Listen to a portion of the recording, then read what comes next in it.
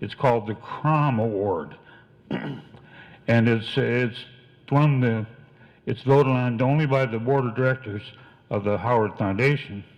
Well, this year we decided to celebrate 30 years of Project Pride, and so Arlene, you want to come up here, if you would, please. All of the foundation award winners, they get these nifty little plaques. So I would like to award this to Arlene Stevenson and on behalf of Project Pride from the Robert E. Howard Foundation. I get the microphone.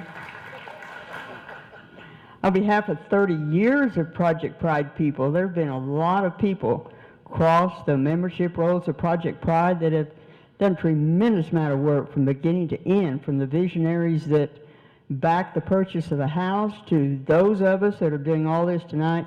There's a tremendous amount of people over the years that brought all kinds of talents to the table, background skills.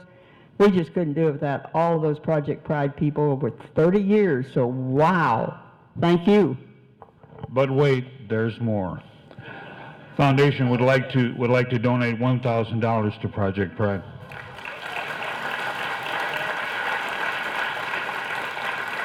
And this is a time when you can spend it all in one place. Very welcome. Thanks a lot. All right, we'll get on to the good part of the program tonight.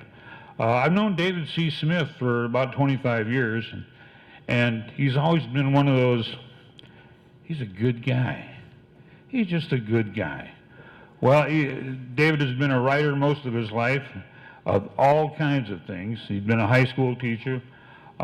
He wrote technical manuals, ad copy. He worked as a medical journal editor. But he's also written a number of science fiction and fantasy stories. Probably his main claim to fame is he wrote 6 Red Sonja novels. And a lot of you here are probably familiar with those.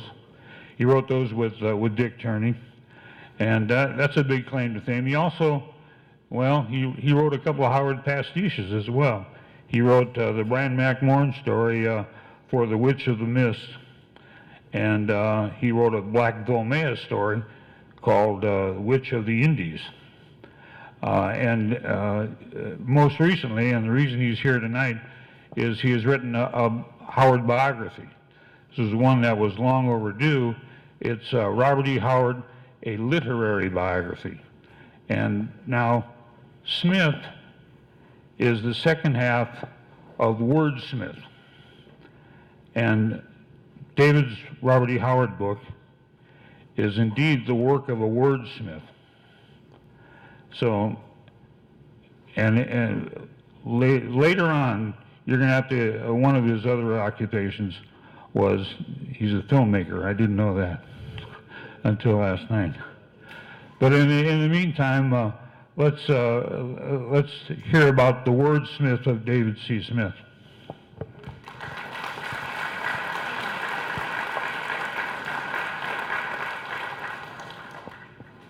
No pressure. Thank you, my friend. No pressure at all. Yeah. Don't get off the stage. Oh my. The first thing, you can hear me? I want to thank Yuns for introducing me to chicken fried steak. Now down here you say y'all, but on the Ohio-Pennsylvania border we say Yuns. So I want to thank you for that. So, oh my. And the other first thing I want to do is to thank the members of the Robert E. Howard Foundation for inviting me to serve as the guest of honor at Howard Days this year. I am a lifelong admirer of Howard, and I'm very glad to be here. And you guys are just really friendly and wonderful. It has taken too long for Howard's accomplishments to receive serious critical attention. We know that his work was valued by his contemporaries, but despite the efforts of Glenn Lord and dozens of other sincere scholars and fans for so many decades, perception of Howard was engineered into the portrait of a troubled young man capable of writing only exuberant action-adventure stories and violent fantasy fiction. Little attempt was made to regard his work on more than a superficial level. He was a teller of well-wrought tales, full stop. This critically limiting judgment precluded any potential examination of Howard's artistic importance. Label a thing, then attack the label. Absent from this dismissal is admitting that the art of storytelling makes use of elements essential for all fiction, and that we get to decide how well an author utilizes these elements. Story dynamics, the application of language from grammar and syntax to poetic and rhetorical devices, rich characterization, and awareness that fiction can be a mirror to life, as well as a respite from it. We know that Howard was aware of these basic storytelling elements because his work tells us so. Look at his stories about Conan of Chimeria and his epic fiction dealing with the Crusades. Too many people still regard the Conan stories as juvenilia, but to visit or revisit them is a revelation. Several of them are among the best things Howard ever put on paper. Some of them are just plain strange. Many have quite comical moments, as well as sly social commentary, and they're all worth your time. The excitement of creativity and the joy of sharing a story are alive in every one of his stories.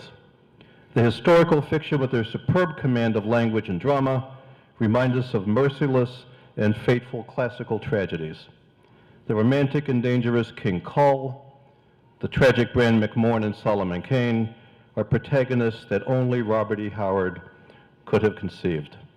We know how enjoyable the Breckenridge Elkins and Sailor Costigan stories are, and as for his poetry, I quote, "The trail is placed and run that we must follow, the destined trail. 'Tis none of ours to choose, the trail that only runs from night to night, from out the gray dawn's cynic and mocking light, into the smoldering sunset's crimson wallow. I only know that though we win, we lose. I only know that all conflict must cease, that always after war comes somehow peace." The man who wrote these lines is no hack, to be contemptibly dismissed. Today we're seeing an overdue realignment of Howard's place in American letters.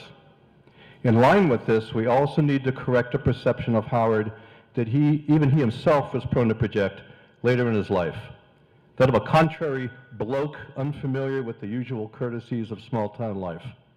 This behavior, of course, was his way of signaling that he had important things to do, writing to make a living, as well as taking care of his ailing mother. Most of us can empathize with the effort of trying to fit too much into too few hours each day. Yet Howard's reputation was weighted for years with the image of his being not only eccentric, but also genuinely pathologic. The truth is far more interesting. He was not an unstable lunatic writing crazy stories. He was a brilliant young man. Without many of the benefits available to others in large cities and cosmopolitan venues, he managed to become a world-class professional writer.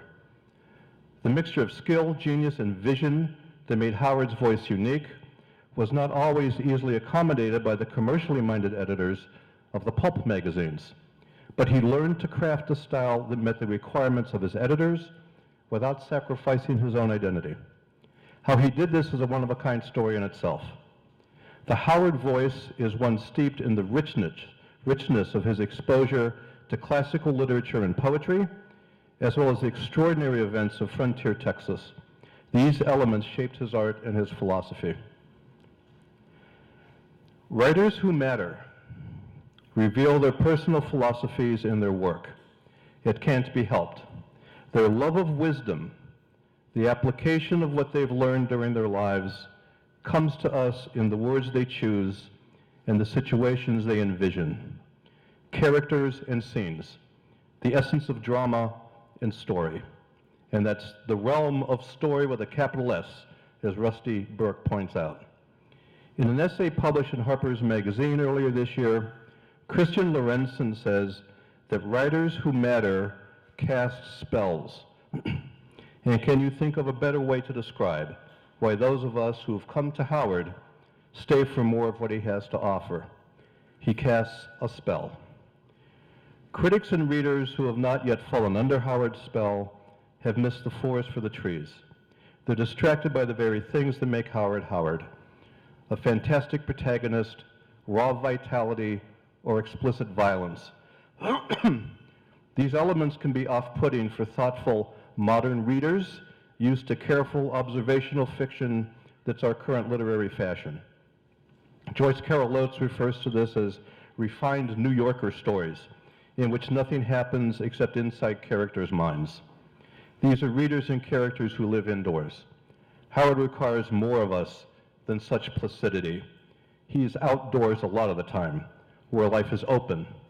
Indoors is where the weirdness is. The entirety of literature is as deep as it is wide, and Howard's fiction is deep and wide and then some. The fantastic protagonist is in fact a romantic adventurer in the early stories, and in the later ones a frontiersman, mountain man, or soldier of fortune. Vital figures, so prominent in the American experience. And violence, as H. Rap Brown said in the 1960s, is as American as cherry pie. This is evident whenever we look out a window or turn on the news or read a novel by Cormac McCarthy. Howard presents this truth just as honestly as he portrays the truth of our love and ambition and humor and pride and anger, pretty much everything human. His imagination may simply be too overpowering for some people, not only in terms of the fantastic elements or the clinical violence, but because he can go to dark places. Pigeons from Hell, for example, and Black Canaan, which pull back deep psychic layers. This results from Howard's being honest and truthful. Subjective honesty is what rings true when we read excellent fiction, but we don't typically expect this from much of our commercial fiction, which is escapist. Even high-end, self-consciously literary writing is suspect because it's performative and aware of itself. We understand from the get-go that what we're getting has been concocted either for our amusement or our admiration. We're an audience being told something, and there's an inherent sense of control and rigidity. Compare this with what Howard does. He's subjective. He tightens the emotional distance to an extreme degree. Insofar as he can, he includes us. He pulls us in because he's not performing or interpreting. He's reporting. This is the skald in him. Reading Howard is like watching a natural disaster as it occurs in real time on television, or listening to a ball game being announced on the radio. Events unfold moment by moment, and we feel as if we're part of something that's actually alive. And Howard often does this on a grand scale, larger than life, where emotions reign supreme. Powerful emotions are truthful emotions. By being completely honest emotionally with his storytelling, Howard takes us where few other authors do. This is also why his stories don't proceed according to an objective checklist of plot points. He's not Zane Grey or Edgar Rice Burroughs or Earl Stanley Gardner. Howard does not plot. His narratives unfold like historical episodes or reports from the field. It's the sensation that anything can happen at any time, as Larry Richter said. This aspect of Howard's subjective story construction is important because it's rooted in his philosophical perspective. Howard said that the natural state of mankind is barbarism. The Greeks said that the natural state of mankind is war. The founders of this republic hoped that reason would prevail in the direst of circumstances, and maybe Howard sometimes hoped so as well. He was a civilized man after all, but he was a civilized man aware of and familiar with our American cherry pie of violence, and that awareness is critical to his philosophy. He was not a barbarian seated at a typewriter. He was a thinking man seated at a typewriter using barbarians and mountain men and soldiers of fortune to embody his philosophy, a love of wisdom and awareness of life, fully cognizant of how human beings behave and how to survive despite that. We human beings often seek the rational and reasonable but we're prone to weakness, duplicity, shamelessness, the vices of so-called civilization, as Howard saw it, when civilization over-ripens and goes to seed to begin the next go-round of social development from the ground up. Given this philosophy, his gifts as a poet and writer, and his appreciation of history, his heritage, and his surroundings, Howard can best be regarded as a man born out of his time, who used his genius to share what he needed to say by going after as many readers as possible, making use of the very popular pulp magazines, in his day tolerated or disregarded by some, but enjoyed by millions more. By recognizing that literature is as deep and wide as both formal and informal, is both inspired and premeditated, we can see now that Howard knew exactly what he was doing. He was crafty as well as sensible. He combined vernacular, poetic, and formal expression to cast a spell that captured the attention of readers in his time as it still does in ours. And we can watch him as he does it. By his mid-20s, Howard had largely given up writing verse to concentrate on fiction. This was a very practical decision, but where did the poetry go? Poets don't stop writing poetry, they're poets. The poetic quality, the vision and the word choices become as necessary as ever to Howard's fictional voice, and it is why, for example, being honest and truthful and poetic, he occasionally slips into present tense as he reports the facts. There are two roads to Torkertown. One, the shorter and more direct route, leads across a barren upland moor, and the other, which is much longer, winds its tortuous way in and out among the hummocks and quagmires of the swamps. He uses the present tense often in the Conan stories when he's describing the geography of the Hyborian Age kingdoms. More reportage. And in the mirrors of Tuzan Thun, Kull, upon his throne, meditates often upon the strange wisdom and untold secrets hidden there, and wonders. For there are worlds beyond worlds, Kull knows.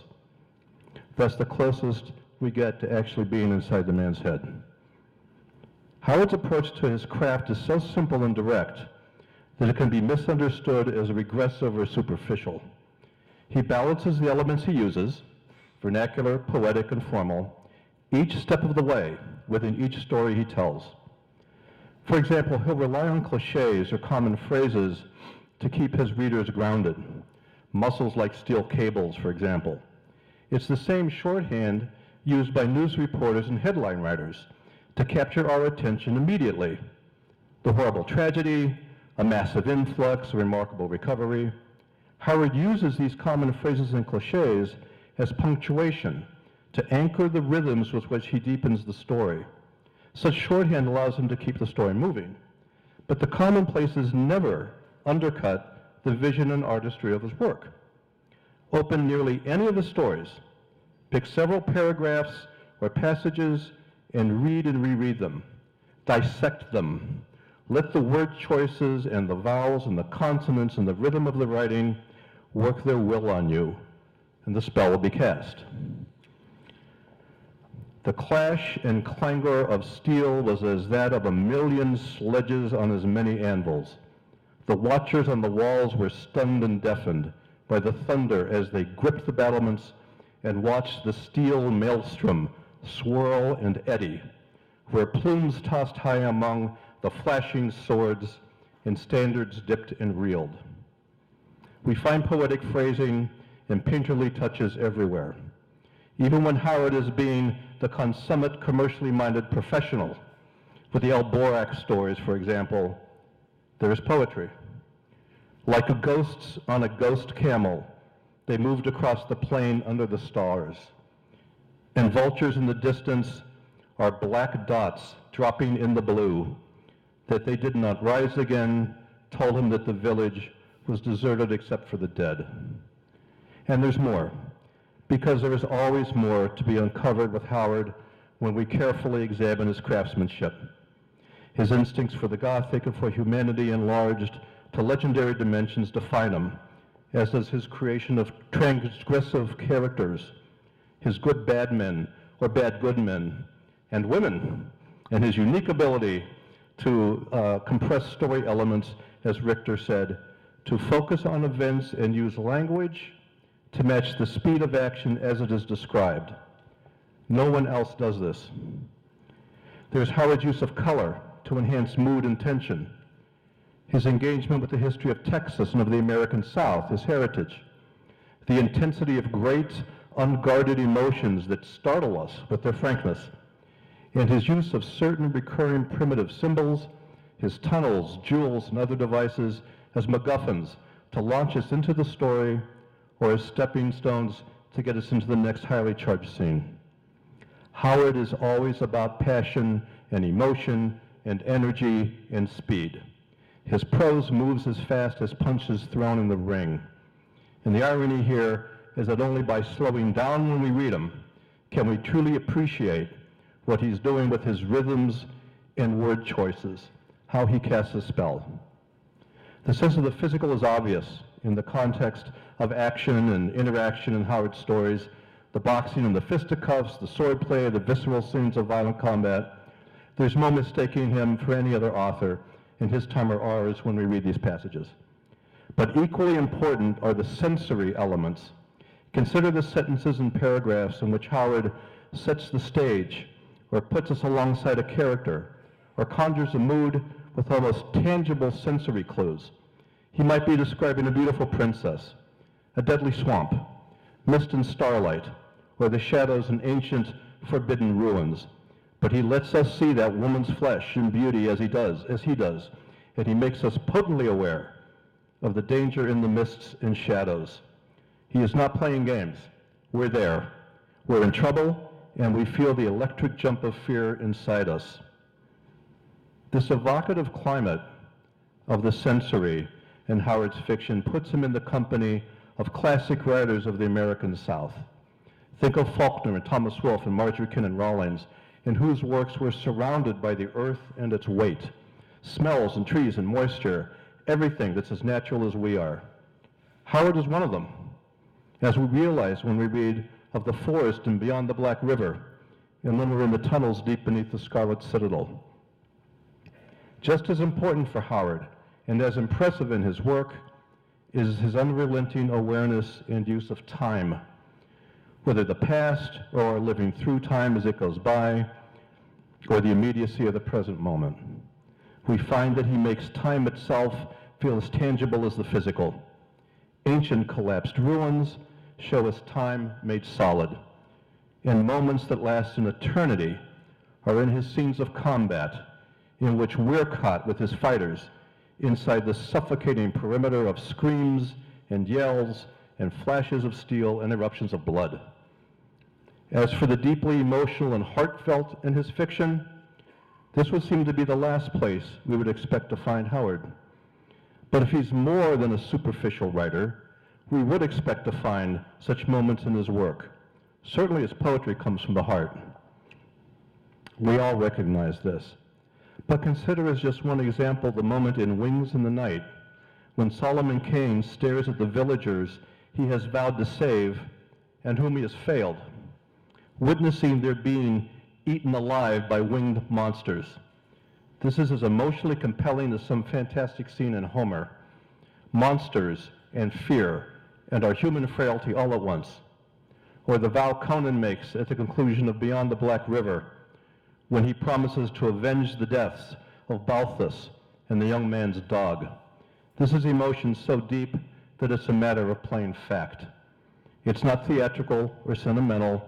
It is proper, and we know this deep down because we would want to do the same thing as Conan does. Solomon Kane's fighting the flying human-like monsters, and Conan's killing the winged ape and Queen of the Black Coast, and similar scenes in other stories, bring together on a legendary scale the physical and the temporal in Howard. These creatures, almost human, and terribly so, have outlived their epochs. They are alive in a time in which they ought not to be. Kane and Conan are fully aware of what they've done. They've necessarily destroyed life, but also demolished living links within the vast parade of life in all of its forms and shapes upon the earth. Time can manifest itself physically in all sorts of ways. Ancient tombs, human-like monsters, just as it can manifest us. And we are no more or less than anything else that has occurred within time, will have its hour and will pass on. That Howard portrayed his personal reflections on time, death, life, and the wonder of existence in such a fashion is simply one more example of a talent that took in poetry and legend and history, made it part of his heart and intellect, and proceeded to share it with us in some very remarkable ways. Reckoning with Robert E. Howard's literary achievement is required by those of us who recognize what he accomplished. We're here to provide him his seat at the table of American authors with voices worth listening to. That he was a man of his time and place is inevitable. That with his vision he reached beyond the limitations of his time and place is irrefutable. That he is not a writer for everyone is unremarkable, what writer is. But Howard is to be judged by the best he offers us. That's how we proceed in the arts, building upon the best that important people have bequeathed us. Howard is sui generis, unique. Like many artists with singular voices, he seems to have come out of nowhere. And as is the case with the work of other writers of merit, Howard's stories have superseded their time and place. He does cast a spell. He does matter. The best of his stories engage us, reach into our hearts, sometimes frighten us, but always in their honesty, open the thinking parts of us and are worth our continued attention. Not just as fantastic fiction, but as fiction, as literature. The Hour of the Dragon, Beyond the Black River, Pigeons from Hell, Queen of the Black Coast, The Mirrors of Tuzun Thun, The People of the Black Circle, and so many others, all of them as bright and alive and deep and wide as when Howard first wrote them. Early in his essay in Harper's Magazine, Christian Lunson says this: "Literary writing is any writing that rewards critical attention. It is writing that we read and want to read about. It involves aesthetic and political judgments and is not easily quantifiable. We've reached that time when we can champion Robert E. Howard as this sort of writer. As he himself said, the trail is placed and run that we must follow. And so we follow his trail." Thank you.